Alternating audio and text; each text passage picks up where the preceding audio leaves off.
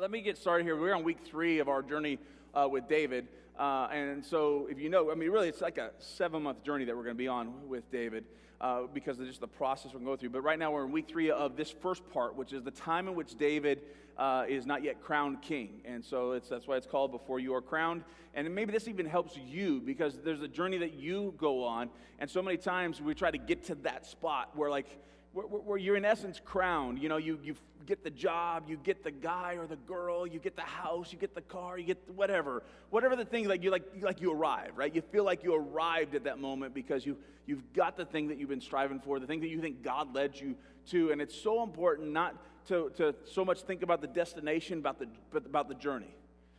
And David's on this journey that is so important for us to recognize. And it's so important also to know that Jesus is seen through the life of David. We've already seen it through the first 2 weeks, how Jesus is represented by David in these situations. And again, he's represented by David in this situation as well. But I'm not going to talk about that this morning. I will do it in my deeper dive. You guys know we used to do deeper dives last year and other years where we would just jump back into the message during the week and talk about it a little deeper or add something to it. So that idea of Jesus in chapter 18, we'll look at in the deeper dive later on this week. You can jump onto Facebook or Instagram, and I posted there. So we're not going to be talking about that, but we're going to be looking at chapter 18 in a different way. And really, when it comes to, I entitled the message, I usually don't tell you guys what I title the message is, and sometimes people really, some pastors, they got to tell their title. Mine's just called Reactions. So it wasn't like it's like this powerful title. It's just the reality of there's reactions that happen here today to David that we want to talk about. And so, have you ever had two completely contrasting reactions by people you know on something you've said or done? Like you've said something or you've done something and you have completely two opposite reactions by people. I think we all have. If we took a poll, like a straw poll, silent poll, I think we'd all raise our hand, or right, that would be silent, so you wouldn't raise your hand. So, but if we took an actual poll, I think we'd all say yes, that's us. Because this is what we see happen in the next chapter of David's journey. Before he's crowned king, we see people having different reactions to him. And not just simple reactions. These are contrasting. They're dramatic differences in these reactions. So we know last week David defeated Goliath. And he brought about an incredible victory for Israel. At the end of chapter 17, we didn't talk about this, but King Saul asks David about his family. And he learns that David is from Bethlehem. So this, to me, the fact that King Saul learns that David's from Bethlehem is like the first sign that King Saul might start connecting some dots together about David. And here's what I mean. Let me show you. You see, the prophet Samuel in chapter 15 has already told King Saul that God has torn the kingdom of Israel from him and has given it to another one. So Saul's already paying attention, all right, who's this going to? So then chapter 16 shows us that Samuel was concerned for his life, that if Saul ever found out that God sent him to Bethlehem to anoint a new king. So God in chapter 16 has Samuel kind of go under the guise of making a sacrifice where the elders are welcome to the sacrifice, and oh, by the way, so's David's family. And so we know the story of David gets anointed and all that. So here's my theory about King Saul. From the moment Samuel told him the kingdom was torn from him in chapter 15, he kept tabs on Samuel's whereabouts. I think he kept tabs on where is Samuel going. So I think King Saul knew Samuel had gone to Bethlehem and made a sacrifice. He may not know that he anointed someone, and maybe he did. It's possible he did. King could have all these spies going around. Who knows how paranoid? He's paranoid. We'll see it today. So we don't know how paranoid he is in that moment, but he did make a sacrifice, and I think Saul knew that he did.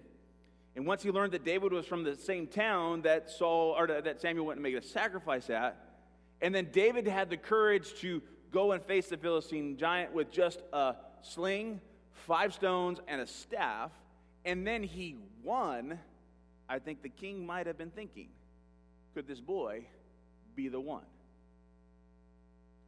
Even his actions in verse 2. With that kind of in your mind, let's read verse 2 of chapter 18, and I think you might see it the way that I just mentioned it. Let's read it.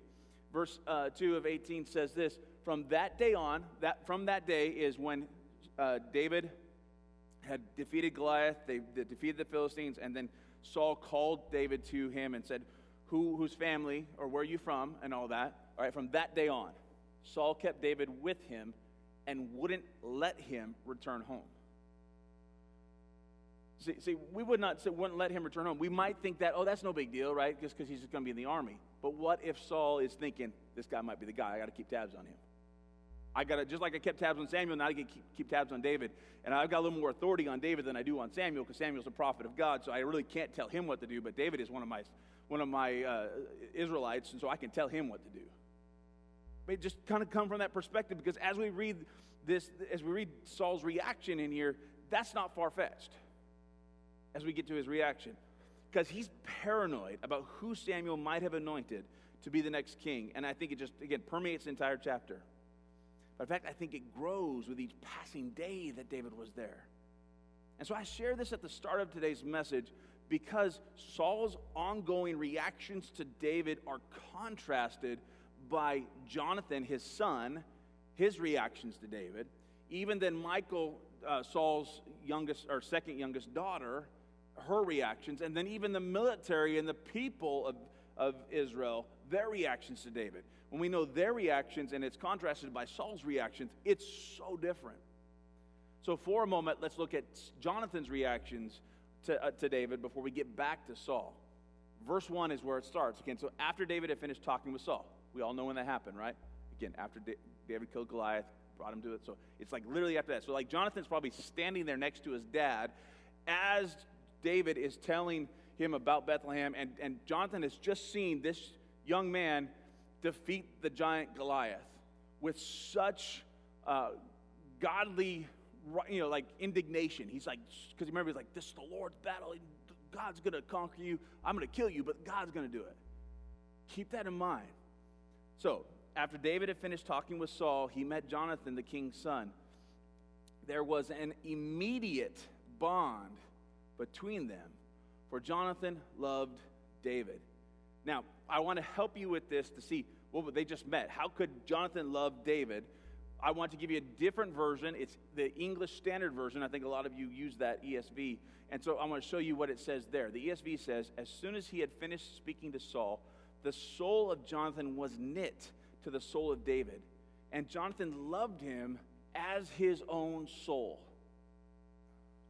That's so helpful for us because it takes us into the right frame of mind and says this. Isn't the second greatest commandment, when Jesus says, here's the greatest commandment, and then the second greatest commandment, which is equal to that first greatest commandment, is what? Love your neighbor as yourself. Jonathan is loving David as much as he loves himself. There's this connection in this bond. But how could they have such a bond?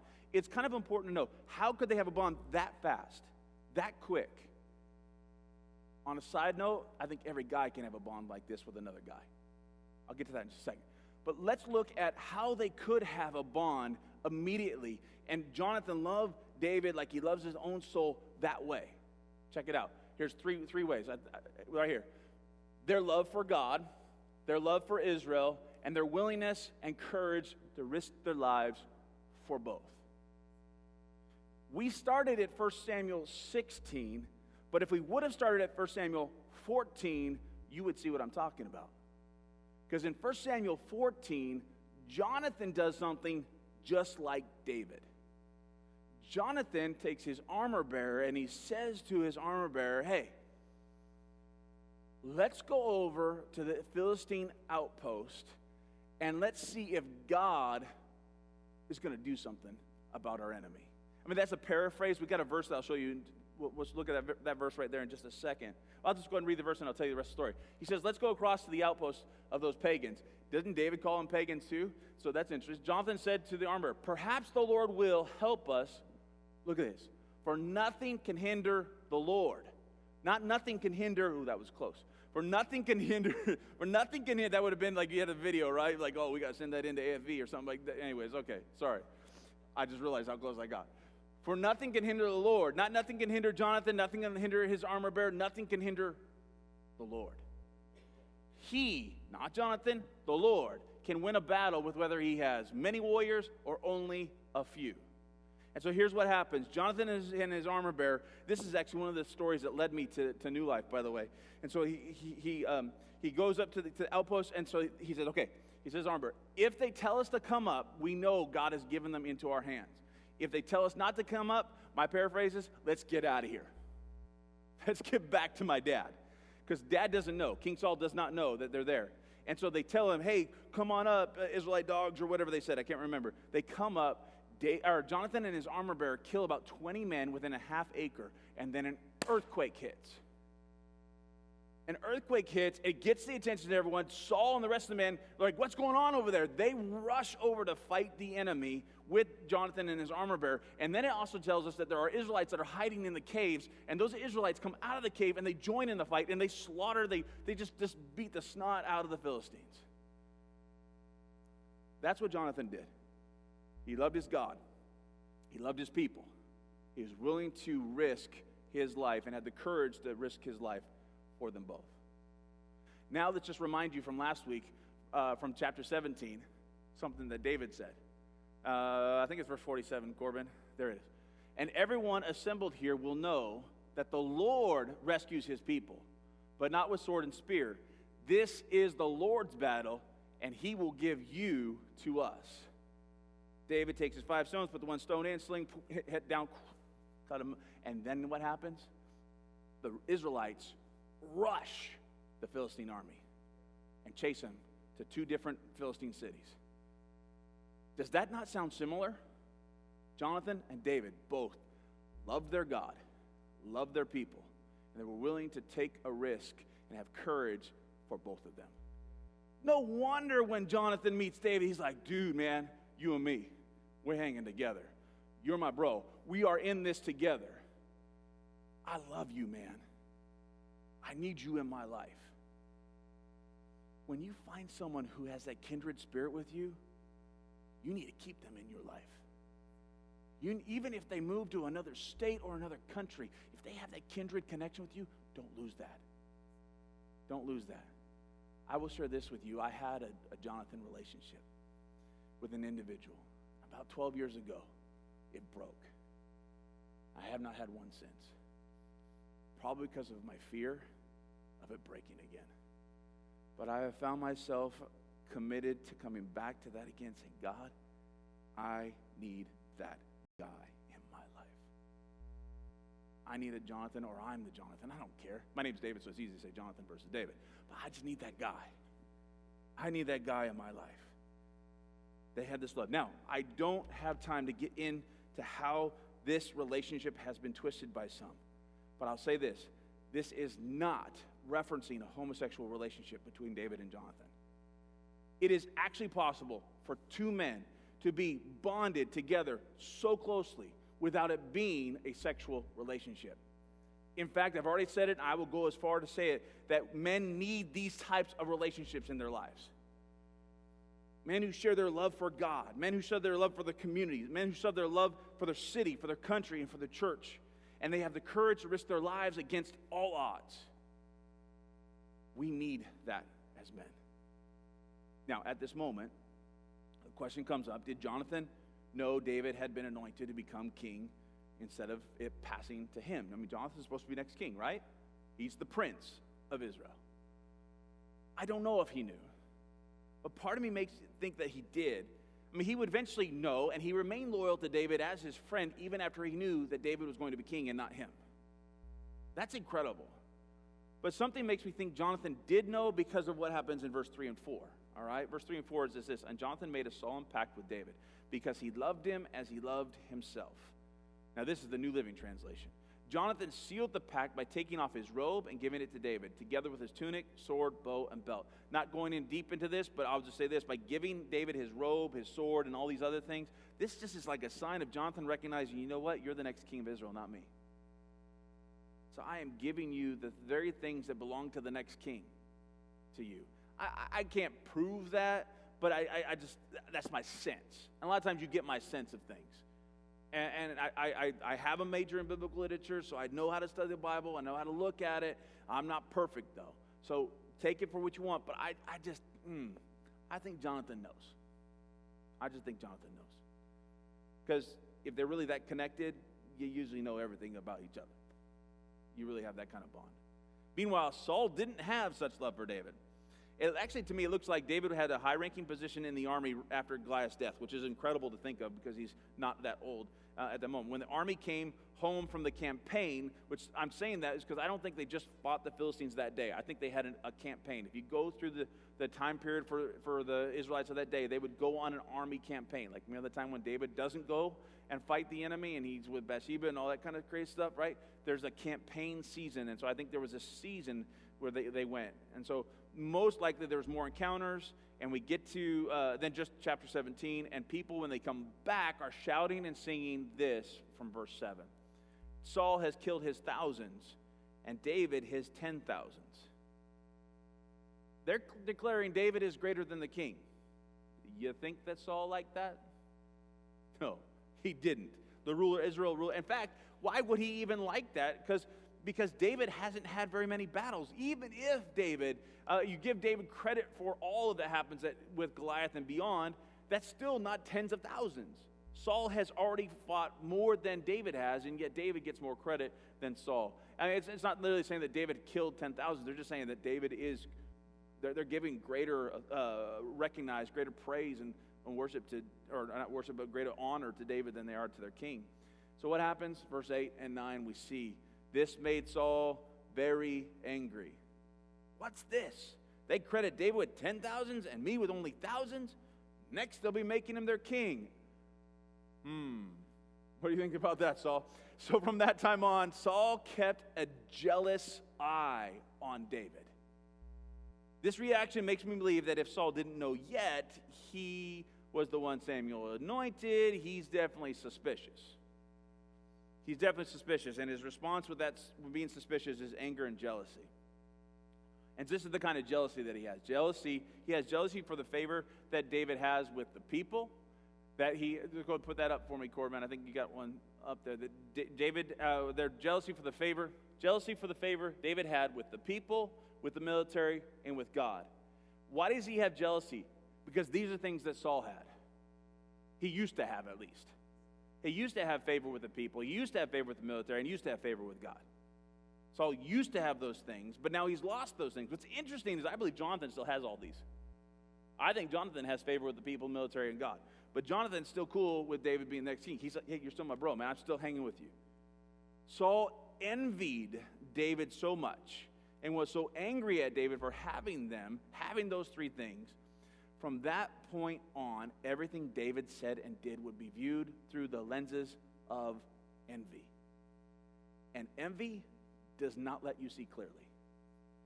Envy only shows you one shade of a person's actions and words. Get that. Please get that. When you keep thinking of people in only one vein, one way, you might be jealous. You might be envious. You might be. I'm not saying you are for sure, but envy does make you see people from one shade, in one way. You begin to think that every action they do towards you, every word they say towards you is against you. It's evil, it's nasty, it's bad. They're out to get you. This is very much how Saul treated David. Envy leaves you open for an attack from the enemy because you are so fixated on what someone else has, you are left unaware of what else is happening around you. And that's why what happens to Saul next is no accident. He is envious of David, and watch what happens at the beginning of verse 10. The very next day, a tormenting spirit from God overwhelmed Saul, and he began to rave in his house like a madman. This is because of envy. Now, we've already talked about this because the first time it happened, when David came to serve as the anointed servant, an example of Jesus serving Saul, when that God didn't literally send this. God is passive in this. He is permitting it. He is allowing Satan to send his tormenting spirit towards, an evil spirit towards Saul. We've seen this in the Bible. It's not the first time it happened in the Bible. It happens other times. But I want you to notice what happens with David in the second part of verse 10. David was playing the harp as he did each day. David's playing the harp each day. Is David not already a high-ranking official in the military? What is David doing playing the harp? I love this about David, because though he has achieved some status and success and some place of elevation, he is still willing to get down and serve. He is willing to sit down and play the harp for his king. because that's what's needed of him in that moment. That's what's needed of him. The humility displayed here is impressive. I mean, how many of us would achieve this success and fame as David? Think about it. The entire army of Israel is sitting there for 40 days, freaked out of their minds by this giant. And you show up and say, hey, why aren't we doing anything about this guy? Well, what's the reward? I'll take care of it. Stones, we already got, boom, right? I'm like, that's fame. People are already saying that you're greater than the king. And the king's people, not necessarily the king, but they say, David, I know you used to play the harp for the king. Will you do it again? He needs that soothing sound. Oh, no, I can't do that anymore. That's beneath me. Too many of us make things beneath us. Too many of us make things beneath us when we arrive to some level of status. I don't know what your level of status that you're trying to arrive and achieve at. If you're trying to be an influencer on social media, you're trying to be a pastor, you're trying to be the best dad or mom, or you're trying to be a lawyer or a teacher or whatever, and like you get the award for the teacher of the year, or you get this or that. I don't know what you're trying to strive for and achieve, but when you hit whatever you're striving and achieving for, do you sit there and go, sorry, been there, done that, can't do it again? Because David did not do that. He had the humility to still say, that's not too small for me. That's not unimportant for me. Never think anything is beneath you or too important to serve in a certain way after you seemingly arrive at whatever goal or status you're shooting for. Always be ready to serve others. When the Son of God shows up and he says, I have come to serve, not be served. And are we not followers of the way, followers of Jesus, who said, I am the way, the truth, and life. No one comes to the Father except through me. And if Jesus said, I've come to serve, then how dare us say, no, you have come to serve me. Okay, here we go. End of verse 10 into verse 11. I almost like that's the wrong Saul. But Saul had a spear in his hand. That would have been freaking me out. He's raving mad and has a spear in his hand. That's just not smart by the people around him. In verse 11, he suddenly hurled it at David, intending to pin him to the wall. And it says, but David escaped him twice. Was there two spears? Or did the first spear happen and then David moves to the other side of the room with his harp? You're like, I don't know. And then then Saul grabs the spear again and he throws it a second time. I just know he escaped him twice. It feels like a cartoon. It feels like Tom and Jerry kind of stuff. Like, dude, he threw it once. Don't stay in the room. But he escaped him twice. So I don't know exactly how that all plays out. I'm just going, dude, that's just crazy. I would be like, I'm done. I don't need this. But here's what's odd about what happens after the spear tossing. Verse 12. Saul was then afraid of David. For the Lord was with David, and he had turned away from Saul. Saul's afraid of David? Shouldn't David be afraid of Saul? Saul's the king. That means the king can do almost anything to you, David. He can dictate to where you go, and he actually does that a little bit. He can take your rank away. He can put you in jail. He can find a reason to kill you or whatever. But it is Saul who's afraid of David. Why? It's the second part there in the verse. The Lord was with David. Saul is afraid of David because the Lord is with David. And this is where I'm pretty sure Saul's aware of God's anointing on David. In response, Saul begins, because this is why I'm pretty sure, because Saul begins to send David away, hoping he'll die in battles. But instead of dying, David has success and finds the love of the people in the military even more. And now we're going to skip ahead to a couple verses because this is where we know for sure that Saul knew all about David. Verse 14 and 15, this is where we know it happens. David continued to succeed in everything he did, for the Lord was with him. When Saul recognized this. What? The success or the Lord with him? I think the Lord with him. He became even more afraid of him. No matter when Saul knew for sure, this growing fear drove Saul to try again and again to kill David.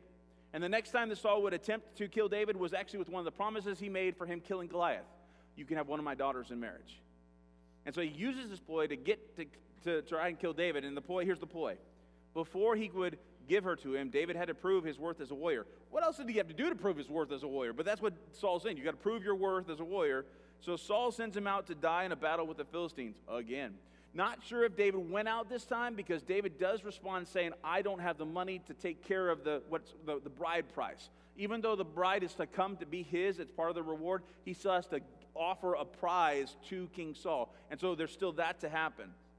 So David doesn't offer that, and so instead that daughter is offered to someone else. Okay, so that's kind of weird, and we pick it up at verse 20.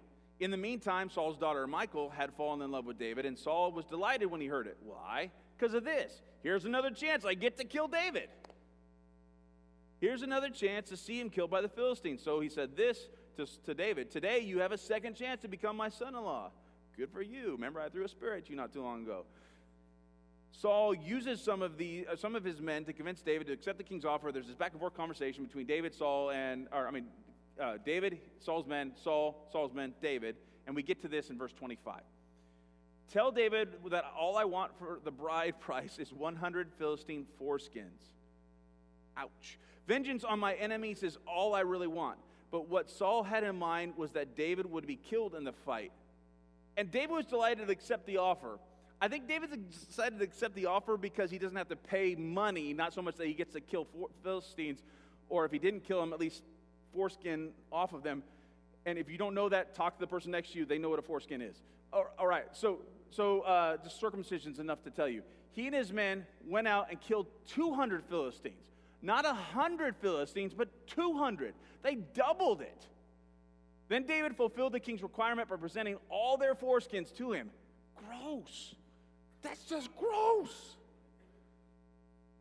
I mean, I thought it was weird he presented Goliath's head, right? That's gross. But the foreskins, I don't know. We'll just leave it there, okay. So Saul gave his daughter to Michal to David to be his wife. Saul's plan backfired on him. And now not only was the Lord with David, but now the nation loved David. Many soldiers were following David. Saul's son Jonathan was loyal to David, and Saul's daughter Michal loved David. These reactions are so contrasting, aren't they? I mean, everybody is on David's side except for Saul. Verse 29, Saul became even more afraid of him, and he remained David's enemy for the rest of his life. So, we're closing with this. Do you see how Saul's fear drove him madder and madder?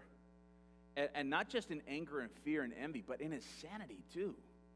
Everything Saul tried to do to David failed. Why? Well, the answer is such an important truth for all of us to hold on to. This is the truth that I want you to hold on to, not just what David, but now apply it to your life. And this is what it is. When God is with you, you are secure no matter who's against you. The king of his country is against him, is his enemy.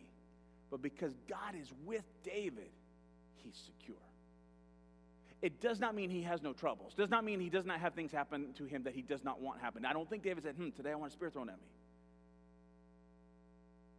There are things that happen to David's life that the king helps affect him on, but he is still secure in whose he is and who is with him. The Lord is with him. He's secure in the Lord being with him. And no matter who was against him, he could stand in the security of God and go, I am going to be okay. No matter who I go against, no matter what I face, no matter what's happening in my life, I know I am secure in him. Let me show it to you from the New Testament just real briefly. John, in his letter one of his letters, he wrote 3, 1 John, 2 John, 3 John, and then he wrote the gospel. In his letter, 1 John chapter 4, verse 4 says this, but you belong to God, my dear children. You have already won a victory over those people because the Spirit who lives in you is greater than the Spirit who lives in the world. Greater is he that is in you than he that is in the world. And when God is with you, you are secure no matter who's against you. And then he quotes Jesus in John 16 and saying this, and all of you have heard this verse before. I have told you all this so that you may have peace in me. Here on earth you will have many trials and sorrows. but take heart, because I have overcome the world. What you can remember is you got to go back just a couple in that whole passage, like chapter 14, 15, and 16 is one long conversation that Jesus is having with his disciples. In the midst of that conversation, he says to them, you need to remain in me and I in you. If you remain in me and I in you, there is nothing you can't do, but apart from me, you can do nothing. So when God is with you, more importantly, you are with God. You are secure. No matter what, you are secure, and no matter who is against you, you are secure in him. When God is with you, you are secure no matter who's against you. The only question is, are you with him?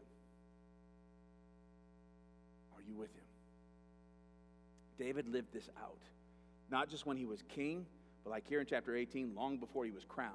And long before you get crowned to whatever you're going to get crowned to, and whatever that is if you learn how to be secure in him, there's no matter who's against you, you will be okay. I want you to know that you can be just like David in this moment. So I have a challenge for you today, and then we're going to do our prayer points, and we're going to pray. The challenge is this, is take inventory of your relationships. All your relationships. I want you to remove any shades of envy that you have. Remove the shades of envy and turn it into love for others. Don't be like Saul at David. Be like Jonathan like David. Or even be like Michael to David. Learn to love others the way that God loves others. Don't envy others the way that Saul envied others. So we've got to take inventory. Remove all the shades. And turn it into love for others like you have for yourself. Maybe you have to look at how you love yourself. Maybe that will be what you need to do to help you. And then read chapters 19 and 20. That's next week's passages that we'll look at together. And here's the prayer points that we're going to have a chance to pray together as the worship community is leading us in a song. The first one is always, I need Jesus. See here when I say when God is with you, you are secure no matter who's against you. The way that God is with you is you say, Jesus, come into my heart, my life. I choose you as my Savior and Lord. Guide me. That's how you get there. Because if you don't have him in your heart, and if you're not following him, not just believing in him, but following him, then I will have to tell you, you are in danger of not being secure against whatever comes against you. You need him. Maybe you're here, you need Jesus. You're here, you say, I need to turn envy for others into love for others. Oh man, Pastor David, when you start talking about Saul being envious of David, that you just hit me. I have the wrong shades on. I got to change my glasses. I got to change my prescription. I need to see a better way. I need to get a different lens on so I can love others instead of being envious of others. Or maybe you're here and you say, I just need stronger faith in my security in God. Today, right now, you were just reminded that I can be secure in God no matter what I face, no matter who I'm, because when he's with me, I'm secure. And maybe you just need stronger faith in that. God, help me have stronger faith in the reality that I'm secure in who I am because I'm with you. And when I'm with you, I just need to remain in you. When I remain in you, there's nothing impossible I can't do. I want to be with you no matter what I face and what I go through. I will tell you this, that we are going to ask the Matangi family in just a moment to come up, and we're going to pray for them. Because through all the journey that they've been going through, they, not of their own desire, they have to go back to Zimbabwe. Too long of a story to explain it to you, but what I said to them today, I believe is to be true, is they're not leaving. They are following. They are following Jesus where he is taking them. Do we hope you come back? Oh, yeah, because you are a part of us, our New Life family. But they are not leaving. They are following the path that God has for them. It's, again, not a path that we're all like excited about. It's not what we think, what we were hoping for, or they were hoping for.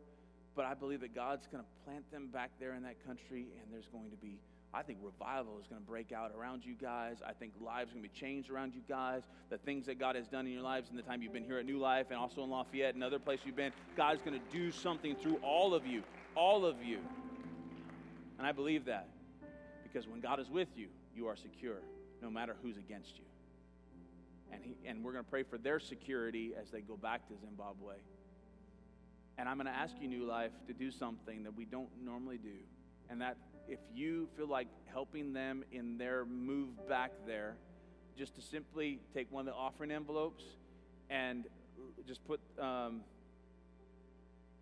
evidence, put Jesse, Matangi, if you know, any one of their names on there, and put something in there, or tell me you're going to give something, and we will, because we're going to take from Kingdom Builders, our New Life Cares portion of Kingdom Builders, and I'm going to love on them as they go.